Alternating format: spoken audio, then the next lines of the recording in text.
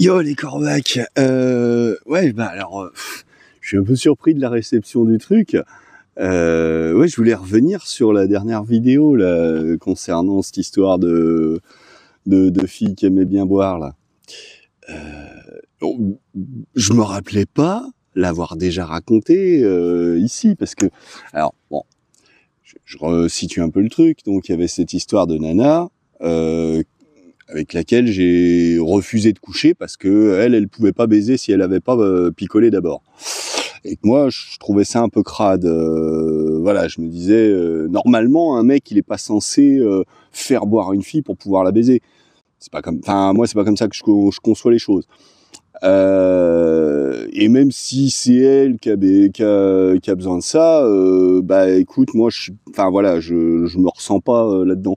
Et donc, il m'a été reproché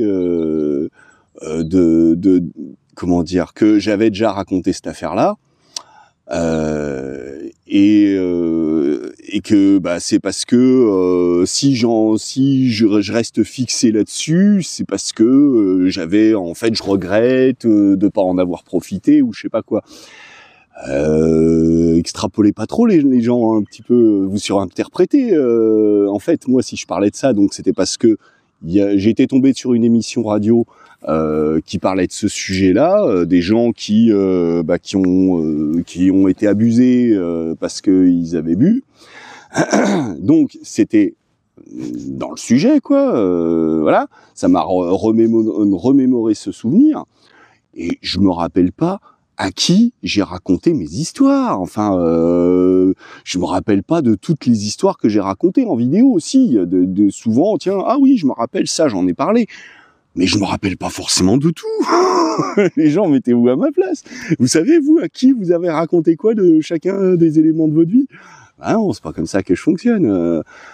Justement, moi, je trouvais que cette histoire, elle valait le coup d'être racontée.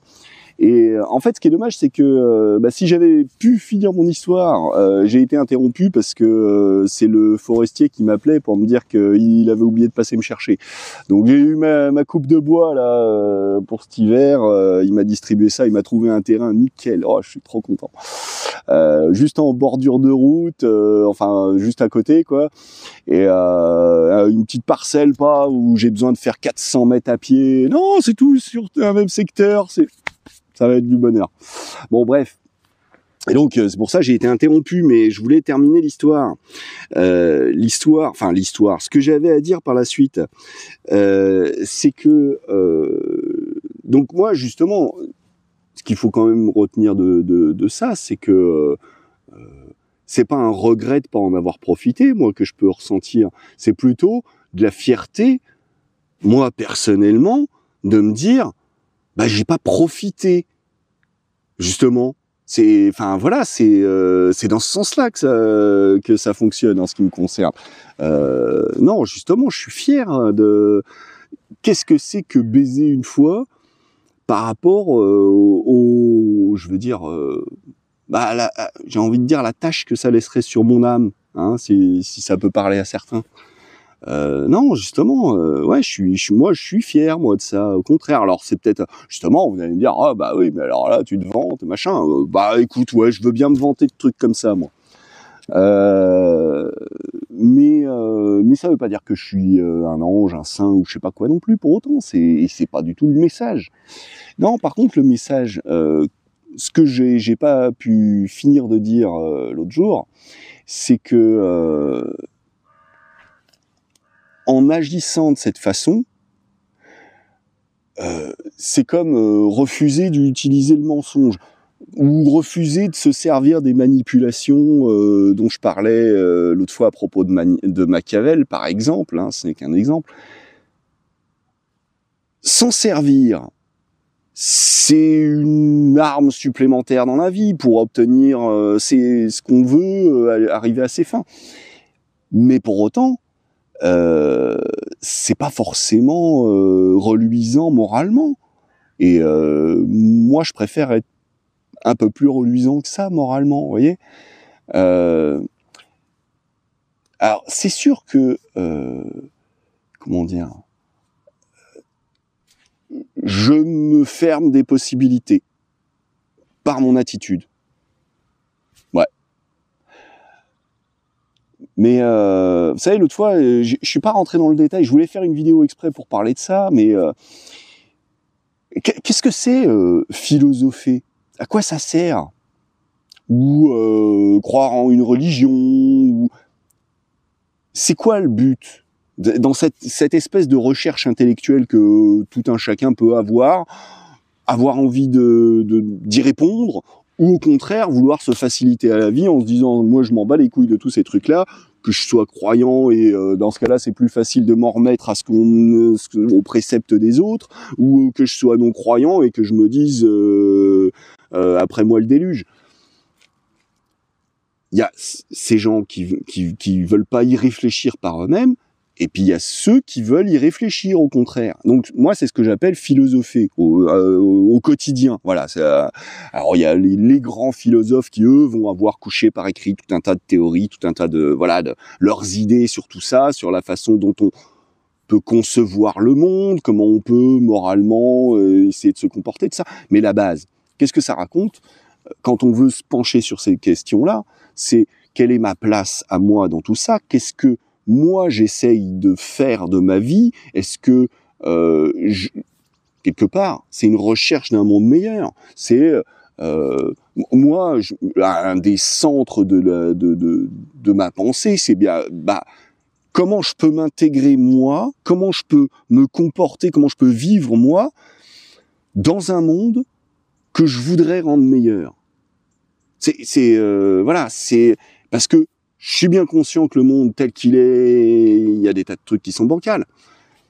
C'est toujours mieux que quelques siècles, voire quelques millénaires en arrière, où c'était peut-être encore plus brutal, bon, ça se discute, mais il y a l'évolution dans tout ça, hein. Comme je disais, l'évolution des penseurs, que ça parte de la Grèce antique ou même encore avant, et l'évolution, alors il y a eu Socrate, il y a eu les présocratiques, mais ensuite il y a eu Socrate, là ça a été un gros morceau. Ensuite il y en a eu d'autres qui sont arrivés derrière, comme Platon, comme Diogène, comme ensuite Aristote, et puis il y a ensuite ceux qui ont encore des siècles après continué de débattre des mêmes sujets en apportant un petit peu plus leur pierre à l'édifice.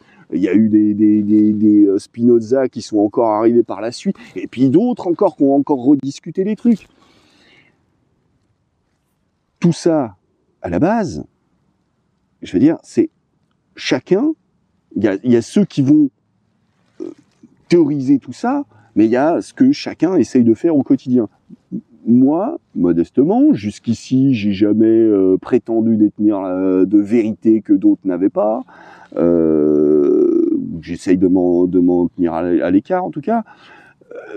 Je n'ai pas théorisé. Je fais mes petites théories dans mon coin. Voilà, je vous en fais part. Mais mon but, c'est... Vous savez, quand je me suis immolé par le feu, c'était dans l'idée que je voudrais laisser derrière moi un monde meilleur que celui dans lequel je vivais, un monde dans lequel, je veux dire, dans lequel moi j'aurais aimé vivre. Donc je voulais essayer d'avoir un impact positif. Et alors bon, bref, peu importe que ça ait fonctionné ou pas, c'était l'intention que j'avais moi en faisant ça. Et je crois qu'en fait, il y a cette idée qu'on doit tous, plus ou moins, essayer. Enfin, moi, je sais pas, mais vous l'aimez le monde, l'injustice du quotidien, vous aimez ce monde tel qu'il est comme ça, ou est-ce que vous aimeriez, on aimerait tous qu'il soit meilleur le monde, hein? Il y en a qui vont se satisfaire de leur vie, oui, très bien. Mais le monde en lui-même, il te plaît comme ça? Tu aimes l'injustice? Tu aimes qu'il y ait des gens qui meurent de faim, qui meurent de la guerre, de tas de trucs? À moins d'être un putain de salopard, normalement, non. Les gens, ils ont envie d'un monde meilleur. Pour soi-même comme pour les autres. Et donc, je crois que, voilà, philosopher, c'est ça. C'est chercher comment comprendre le monde, comment s'y intégrer, et comment essayer non pas de faire avec le monde tel qu'il est, à la façon de Machiavel, qui, bon, le monde il est comme ça, les gens ils sont comme ça, on va faire en sorte que, je vais faire en sorte de trouver les techniques qui vont me permettre de m'en sortir le mieux possible avec le merdier tel qu'il est. Ben, c'est pour ça que moi je parle de changement de paradigme, c'est comment on pourrait faire pour que ça soit moins le merdier, au lieu d'en tirer bénéfice du merdier. C'est comment réarranger les choses autrement, que ça soit tout aussi stable, plus stable, ou voilà, enfin bah, ça se discute, voilà, c'est le sujet. Mais où justement, comment trouver les moyens de rendre le monde meilleur. Et c'est pour ça, moi, cette histoire-là de cette nana, c'était pour ça que j'en parlais, c'était, vous voyez, j'aurais pu en profiter sur l'instant de cette fille. Et la plupart des mecs, je veux dire, mais qui n'en aurait pas profité?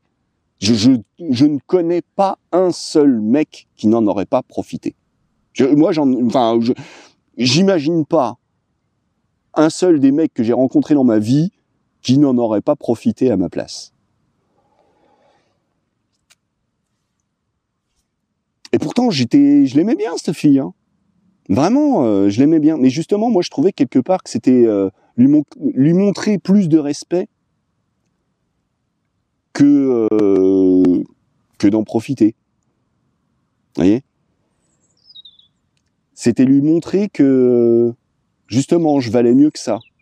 Et elle aurait, j'ai envie de dire, elle aurait pas été aussi conne. Elle l'aurait compris. Comme ça devait être compris. Comme ça aurait dû être compris. Bon.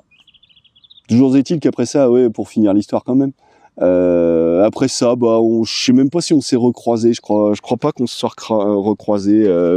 Elle a dû soit prendre le bus pour aller plus vite, ou au contraire, elle a pris son temps. Je sais pas. Je l'ai plus revue. J'ai réentendu parler d'elle, mais je l'ai plus revue. Enfin bon, bref, peu importe. C'était, voilà, ce que je voulais moi signifier dans tout ça, c'était ce côté.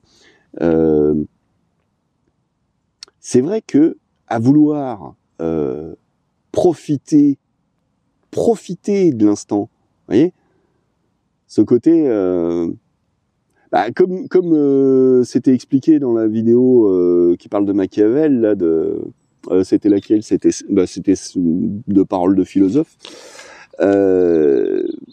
Tu veux une femme, prends-la. Elle a un mec, qu'est-ce que tu en as à foutre?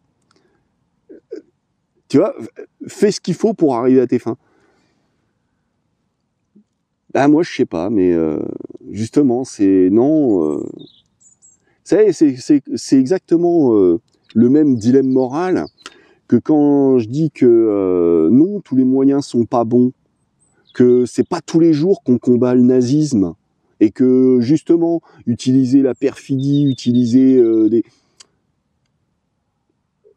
ça doit être réservé que dans les cas les critiques, quand on peut vraiment pas faire autrement. Pour voilà. Sinon, c'est comme la dissuasion nucléaire. C'est le même ressort dramatique, j'ai envie de dire. C'est si on veut pouvoir vivre dans un monde meilleur, il y a un moment, il faut qu'on soit prêt à renoncer à certaines choses. Et justement, ce côté, comme je disais, Machiavel, faut être capable de savoir reconnaître le machiavélisme. Et il faut... ensuite, voilà, c'est mon opinion, hein, ce que je vous exprime là. Faut être prêt à soi-même, je dirais, montrer l'exemple. Ne pas profiter de... Quand je disais, l'occasion fait le larron. Être prêt à ne pas profiter de l'occasion, ne pas être un larron, voilà. Ouais, c'est sûr que ça peut couper des opportunités professionnelles, ou empêcher de tirer son coup, Ça peut poser des tas de problèmes, ouais. Mais je préfère l'intégrité. Je trouve ça moins salissant. Enfin, voilà, moi, c'était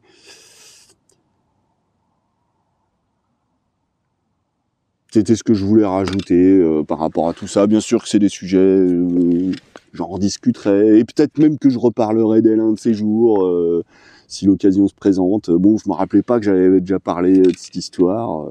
Voilà. La belle affaire. Est-ce que ça révèle des trucs profonds sur moi que je cache au fond de mon inconscient? Non, faut pas aller chercher trop loin, hein, les gens non plus. C'est juste que des histoires, j'en ai plein, mais ouais, des fois, ça m'arrive de raconter plusieurs fois la même histoire à différentes personnes.